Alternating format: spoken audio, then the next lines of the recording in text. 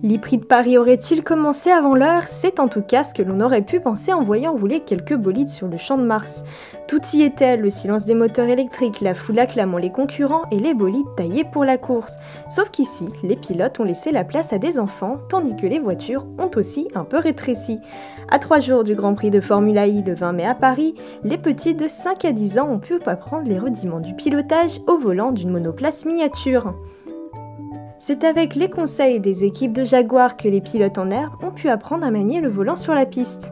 Avant le départ, et comme en championnat, la tension monte et les concurrents montrent à leurs adversaires que le plus fort, c'est eux.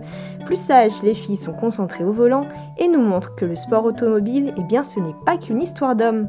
Et qui mieux que Lou, la fille d'Anthony Beltoise, pour nous le prouver. Avec son regard malicieux, la petite blonde haute comme 3 pommes est dans son univers. Installée dans le baquet de la monoplace et posant pour les photographes aux côtés des pilotes, la star, c'est bien elle. Il faut croire que le virus de l'automobile touche aussi les plus jeunes. Pourtant, Jaguar et le sport automobile, c'est de l'histoire ancienne. De retour en compétition après son retrait il y a 12 ans, le constructeur espère cette année un podium et compte pour cela sur 2 précieux atouts.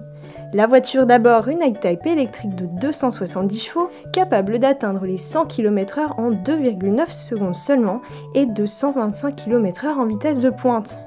Aux commandes, le duo Mitch Evans et Adam Carroll, respectivement 22 et 33 ans. Témoignant à eux deux d'une grande expérience en compétition, ils s'apprêtent à découvrir le circuit parisien, un rêve pour les pilotes du monde entier. Il y a beaucoup de raisons pour lesquelles les pilotes sont heureux d'être ici. C'est vraiment génial de rouler ici à Paris, dans la plus belle ville du monde. C'est la première fois que je cours ici en France. Et je pense que ce sera une grande course. J'ai hâte d'y être.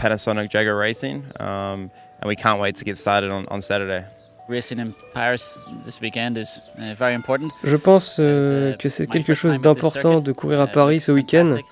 C'est la première fois que je viens sur ce circuit, il a l'air fantastique. C'est superbe avec la tour Eiffel et ces superbes bâtiments. C'est ce qui rend cette ville iconique et si spéciale. Un plaisir communicatif de la part des 2 concurrents que l'on a hâte de voir en action dès samedi pour la 2e édition de l'E-Prix de Paris. L'occasion de découvrir qui succédera à Luca Di Grassi, vainqueur l'an dernier au sein de l'écurie Abt Scheffler Audi Sport.